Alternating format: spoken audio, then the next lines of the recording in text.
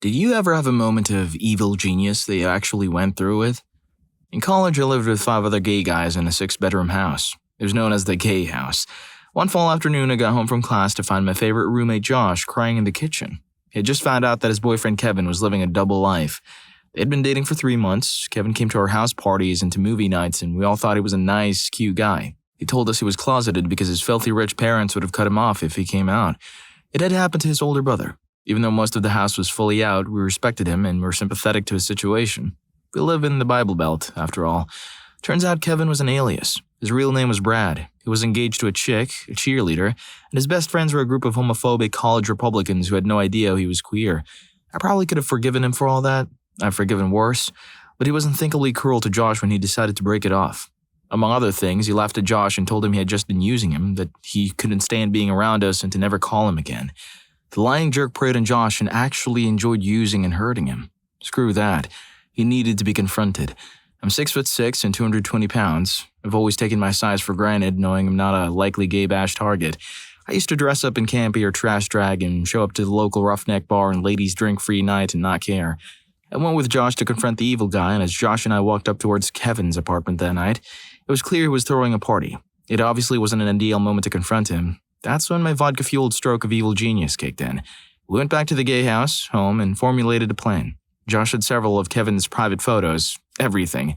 He also had several articles of Kevin's clothing and underwear. While one roommate was printing copies of those photos and another was creating a Moonfruit website and registering a domain and printing invitations to the site with a giant picture of him in a strap with a derpy face, I was dressing up in tranny drag.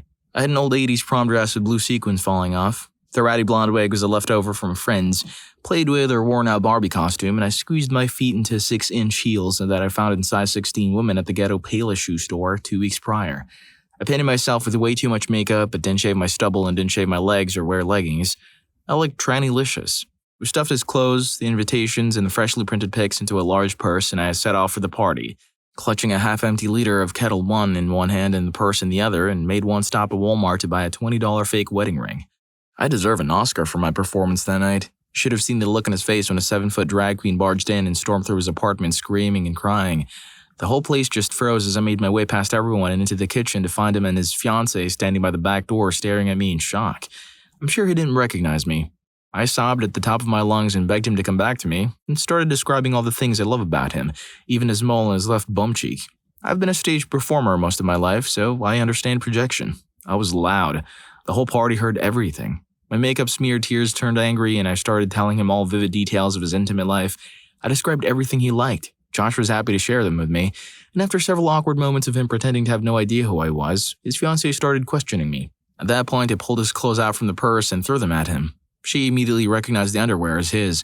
Then I pulled out the pics and handed them to her, before I bursted into uncontrollable sobbing and stormed out of the kitchen and through the living room partiers and toward the front door.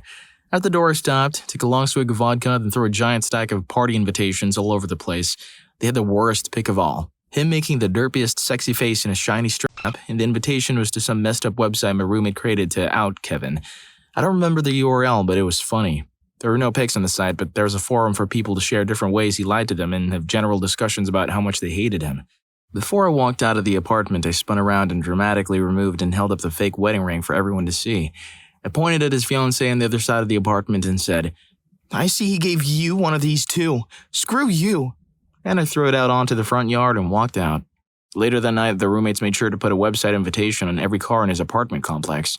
Nobody in the gay community saw or heard from that guy again, though there were several rumors, including one that he transferred to a crappier school far away. Story 2. Being a special ed kid, I had my share of cruelty and, for the most part, got used to it.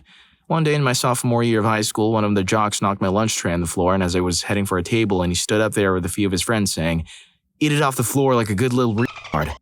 I just quietly stood up and walked away as they continued yelling at me and saying, "Come back here, you retard." At that point, my hunger kicked in, so I went back to the lunch counter and got another lunch and went to the table, and that jock came back with his friends. And he had his friends hold me down as he spit all over my lunch. Then he grabbed the tray and dumped all the spit-covered food in my lap and said, "Oh, the little retard had an accident."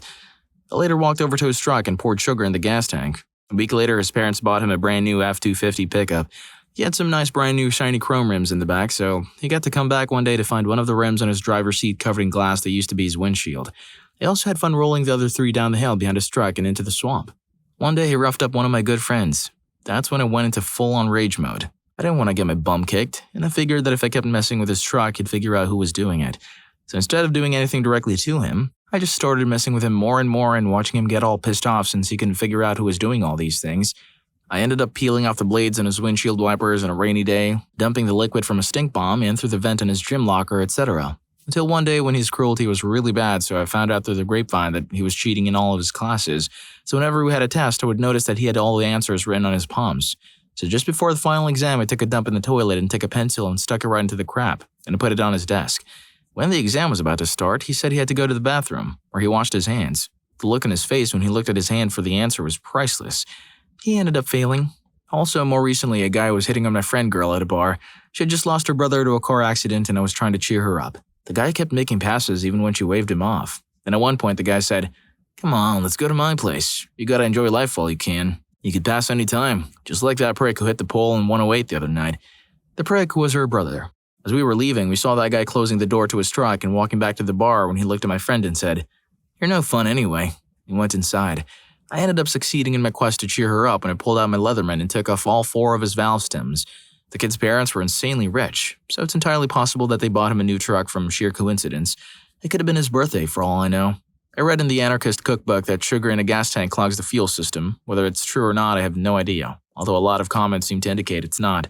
All I know is I dumped sugar into the tank through a funnel I made from one of those cone cups they have at the water coolers. And a week later, he had a brand new truck. I'm not making any claim that I'm 100% certain that the sugar did anything. I didn't just throw the rim through the windshield. I had to pound it on the glass hard for a minute or so until it eventually cracked enough that it went through. It didn't shatter. Also, you don't have to have full-on mental retardation to go to sped school. Even the slightest learning disability can get you in there if the school thinks it will help. My main reason for the special ed high school was that in elementary school, no matter how hard I tried, I failed. So I went to a private sped school for middle school. This middle school was one of those free learning places run by former hippies. They didn't teach me anything. It got to the point that I went into my freshman year of high school on a 6th grade level. That's why I was in sped school. If Stephen Hawking's illness kicked in when he was born and he didn't have 20 years to learn English and establish himself as a genius, he would have been in special ed too. There's no rule that says you can't have any intelligence if you're in special ed. Story 3. I was working at Papa John's and had a worthless, useless, good-for-nothing manager that I did not get along with. He was a jerk, and I think he didn't like me because everyone else loved me. I was a 17-year-old girl. He despised it if pizza boxes were open in the cutting table in preparation for the pizza to come out of the oven. He wanted us to wait till the pizza was completely done, pulled out, cut, and then put into the box, which took longer. Well, one night we were unusually busy and it was only me, another insider, and a delivery driver. The other insider, a person who makes pizzas and answers the phone, just like me, and I were going crazy trying to keep up with the 20-plus orders. All the while, the jerk was sitting in the office. The office had a one-way mirror that had a full view of the oven or pizza cutting area. Well, to get the manager's attention, I started pulling down and opening the boxes on the cutting table. I knew he would come out and start yelling, which hopefully would get the owner's attention, who was in the back office. It worked like a charm. He started yelling at me and telling me how I wasn't doing my job and blah blah blah blah. Well, being frustrated, extremely busy, and female, I started yelling back. The owner came out from the back after hearing the commotion and made us go into his office and explain his story. After explaining everything about how we were busy and he wasn't helping and I'd been working there long enough to know how to pull and cut pizzas and blah blah blah, the owner looked at the manager and said, "If she, me, quits, you, manager, are fired." Then the owner asked me when my 18th birthday was, and when I told him and asked him why, he said because that's the day I'll get promoted to assistant manager. Jerk manager switched stores shortly after that. Justice over lazy managers. Oh, and since you're already halfway through the video, why not hit the like button and subscribe to my channel? Done? Okay, now let's get back to the stories. Story 4. Here's mine from age 10. My babysitter was the sweetest lady, until she waved bye to my parents and shut the door.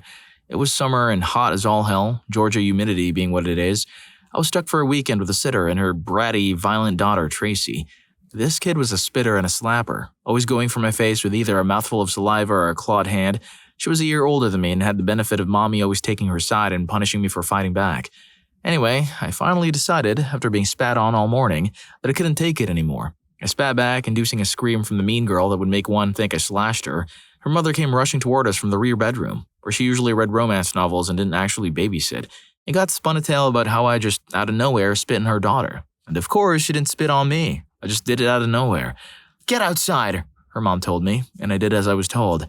I was informed that she was going to let us watch Lady and the Tramp, but now, since I wanted to act ugly, It'd just be the two of them in the back room with the AC unit cranking, watching a classic while I sat outside alone in the hot backyard.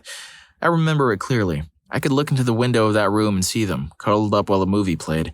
I strained to hear the music and the dialogue but couldn't make out much. The window was filthy. After about 20 sweaty minutes, I couldn't fight the thirst anymore. I rapped on the window lightly and they both jumped. Angrily turning to me, Tracy got close to the window with a screw you face. I mimicked drinking something and asked if I could come in and get some water. "I'll bring you some in bed," the mom shouted and closed the somewhat sheer curtain so that I could only make out blocky shapes in a dim, blinking light that was Lady and the Tramp. They turned the TV up really loud, in case I wanted to protest. I hopped off the trash can that I was standing on and turned my attention to the oldest dirt dog that really didn't like people anymore. Can't really blame her, with parents like that. I stared at her sniffing around and watched her take a watery crap in the grass. Then it struck me. I plucked some big leaves from a tree and picked the crap up. I walked carefully, quietly to the back of the AC unit, and I smeared it all over the grates that I assumed air was filtered through in order to get into the room. I was right. It didn't take long for them to notice. Tracy got up and looked over the bed, as though she might find a fresh pile of crap on the floor. Seeing nothing, she laid back down, only to get up again a short while later and give the floor a more thorough look. I could hardly contain my glee. I really didn't have to, as the TV was up so loud. Both got up, hit pause, and I rushed to the broken swing set, pretending I'd be there since they shut the curtains. The babysitter called my name, and for a moment, I thought I was dead. Instead, a fat hand with a glorious cup of water poked out of a sliding glass door, and I drank it with an unusual amount of satisfaction. She let me come back in not too long after that. I asked if we could watch the movie, when really I just wanted to see how bad it smelled. And she, in a bitter voice, said, "No." That's all. She had to bring her pillows and stuff out to the living room to read her book, The Fat, Sweaty Witch. Story 5. In college, I was sharing a dorm room with two of my best friends from high school. I love my friends like brothers, but we could be jerks to one another pretty badly. Chris unfortunately crossed the line and unleashed a freaking fury with me when he popped the lock on our bathroom and snapped a Polaroid picture of me while I was on the John one night. He then tossed said photo out the window of our 13th floor dorm room for anybody to find. In the days that followed, I learned to pop the lock on our shower door. It was basically a closet-sized room with only a shower, and also set about getting several pitchers of water to nearly freezing temperatures, just cold enough that ice started to form on the surface. I bided my time. Eventually, Chris went to take one of his weekly spa showers where he said he cranked the hot water on full and basically just sat under it for about an hour. I waited a bit for him to hit the hottest water temperature, then I rallied the rest of my dorm mates, handed out pitchers of ice water, then quietly popped the lock and opened the door to the shower. In hindsight, we probably could have ended him by dumping ice water on him when he was as hot as he was, but at the time, hearing him scream like a little girl and fall down in the shower was well worth it. Story 6. My parents are friends with this couple whose son is an a-hole, but when they'd come over, we were expected to play nicely together. Luckily for me, this wasn't too often because he was a horrible bully, made worse by the fact that I'm 3 years younger and a girl. I remember once when I was 6 or so, we were playing in the garden when he grabbed me by my ankles and held me upside down over the garden waste pile behind our fence, telling me there were spiders in my hair. Now, I've never been one for screaming and crying, but that was pretty freaking horrible. Anyway, he was always a jerk to me, to everyone, but I never told on him, partly because I was scared and partly because I was a generally chilled out kid and I didn't want to be the victim. Show no weakness. One evening, he and his parents were over and we were getting on well enough for once, playing Pokemon Red upstairs in my room and our respective Game Boys. Not content with being equals for an hour, he starts boasting about how great his team is compared to mine, how he has way more Pokemon than me, how he's beaten the Elite Four hundreds of times, and get this, he has a Mew. He spins this huge tale about how he got it from his friend who went to Japan specially to visit an old man who was the only person in the world who could get you a Mew officially. While I doubt the veracity of this tale, he did indeed have a Mew. He tells me he got it when his friend did a very difficult trading cheat so they could duplicate the Mew. I'm not sure how, but I eventually managed to convince him to do the cheat with me. We go over and over the rules, the trade begins, and when it is nearly complete, he switches his off and I await the trade to complete. But then it happens. A flash of genius. I switch it the hell off, and then when we restart, I have his Mew and he has a Caterpie or some level 5 crab. He looks at the Game Boy. He looks at me. I think he might hit me. Suddenly, the gravity of the situation hits him and he launches himself out of my room, screaming and crying and rolling around in the hall. Her parents rushed upstairs to see what was going on. "She did it wrong!" he cries. "She took my Mew!" Naturally, none of the grown-ups understand Pokemon, so when they look at me, lip quivering, tears in my eyes, the conclusion is obvious. "Oh, stop crying," they say. "She's just a wee girl. I'm sure she didn't mean it." Still screaming and crying, the little jerk yells at them to make me do the trade again, but of course, there's no sense in risking both our Pokemans, or whatever it is. He got into trouble for causing a scene and shouting at me. I get comforted by everyone, a mew and the sweet, sweet taste of victory. I hope you enjoyed the video, and if you made it this far, I'm sure you'll also enjoy What Evil Prank Have You Pulled Off? Story 2 is crazy. See you in that video.